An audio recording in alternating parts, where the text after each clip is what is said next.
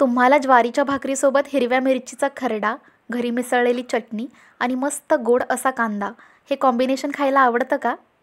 चला तर आजच्या व्हिडिओमध्ये आपण झणझणीत आणि चमचमीत असा हिरव्या मिरचीचा खरडा कसा बनवायचा ते बघूया, तेही खूप साऱ्या टिप्ससोबत. Hi friends, Vanjari sisters and family या चॅनलवर तुमच्या सर्वांचं स्वागत आहे.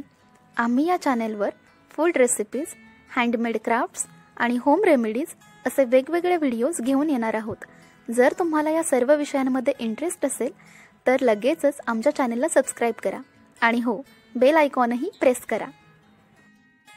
साहित्यामध्ये 25 ते 30 हिरव्या मिरच्या आहेत. या आपण मोजून न घेता अंदाजे एक छोटी प्लेट भरून घेतलेल्या आहेत. एक मोठा कांदा बारीक कट करून घेतलाय. शेंगदाणे एक छोटी वाटी भरून घेतलेत.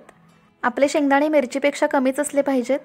10 ते 12 लसूण पाकळ्या, जिरे 1 चमचा, तेल 3 चमचे आणि मीठ चवीप्रमाणे.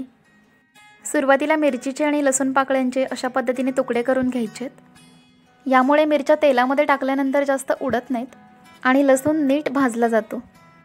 सुरुवातीला गॅसवर मीडियम फ्लेमवर एक तवा तापायला ठेवायचा आहे. हा लोखंडी तवा आहे, तुम्ही साधा वापरला तरी काहीच हरकत नाही. तवा गरम झाल्यानंतर आपण यामध्ये 1 चमचाभर तेल ॲड करणार आहोत आणि तेल छान गरम झाल्यानंतर आपण यामध्ये जिरे ॲड करतोय. आता यामध्ये आपण मिरच्या टाकूया.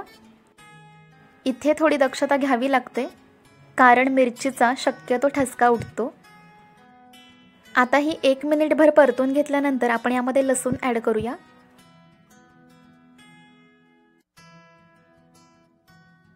आणि त्यानंतर लगेचच शेंगदाणे. आता हे सगळे घटक आपण 3 ते 4 मिनिट मीडियम फ्लेमवर व्यवस्थित परतत राहणार आहोत.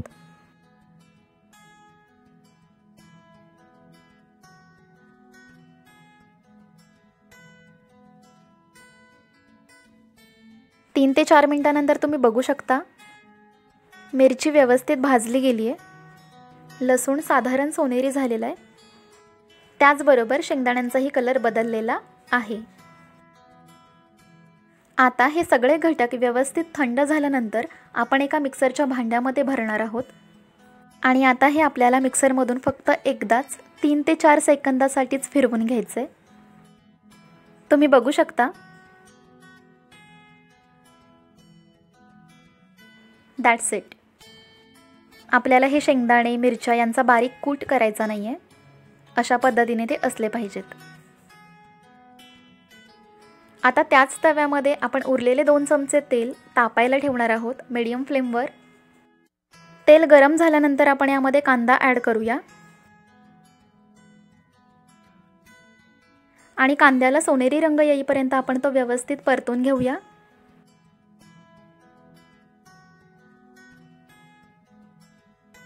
तुम्ही बघू शकता 5 ते 6 मिनिटांनंतर याला छान सोनेरी रंग आलेला आहे.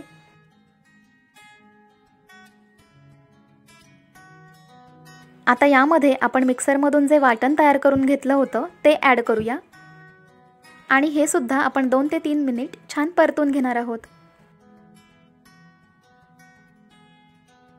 आता शेवटची स्टेप, चवीप्रमाणे मीठ. खरड्याच्या क्वांटिटीवर तुम्ही ठरवू शकता की तुम्हाला किती मीठ लागेल.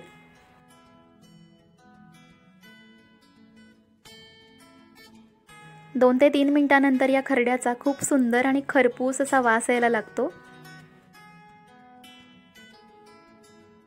आणि तुम्ही बघू शकता आपला खरडा तयार आहे. ही रेसिपी आवडली असेल तर नक्की करून बघा. त्याचबरोबर व्हिडिओला लाईक आणि चॅनेलला सबस्क्राईब करायला विसरू नका. व्हिडिओ पाहिल्याबद्दल तुमचे खूप खूप धन्यवाद.